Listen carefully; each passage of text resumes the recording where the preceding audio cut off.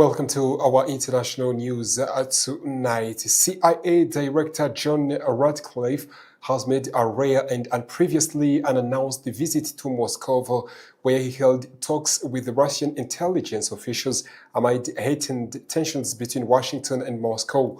The visit, which took place on Tuesday, marks the first publicly known trip by Ratcliffe to Russia since becoming CIA director. The Kremlin later confirmed that Ratcliffe met with his Russian intelligence counterpart, although it did not disclose their identities or the specific issues discussed. The surprise visit has attracted significant attention because it comes at a time when United States of America and Russia relations remain strained, particularly over the war in Ukraine and wider tensions involving Iran. Ratcliffe did not meet Russian President Vladimir Putin, but Kremlin spokesman Dmitry Peskov said Putin was informed about the outcome of intelligence discussions.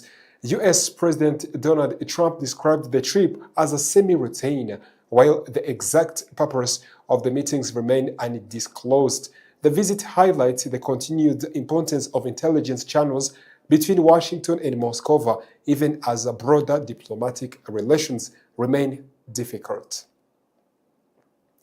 From Russia to Nepal, at least 55 people have been killed and hundreds remain missing after devastating flash floods swept through northern Nepal on Wednesday.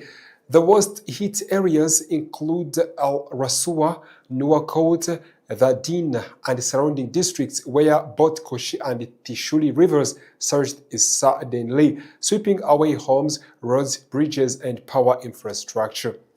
Nepal's tourism board has reported 384 people missing in the affected area, including 291 foreign nationals, many of whom were tourists or pilgrims traveling in the region. Nepalese authorities have launched the major search and rescue operations, deploying the army, police, armed forces, and helicopters to reach affected communities. Rescue efforts have been complicated by damaged roads, rising water levels, and difficult mountainous terrain. Authorities have also urged the residents living along Tishuli River and other vulnerable areas to move to safer ground as flood waters continue downstream. The exact cause of the sudden flooding remains under investigation, with officials examining reports of landslide or avalanche-related event upstream in Tibet that may have triggered the surge. Well, thank you very much for being with us tonight. But before we come to an end, let's go back to the top stories.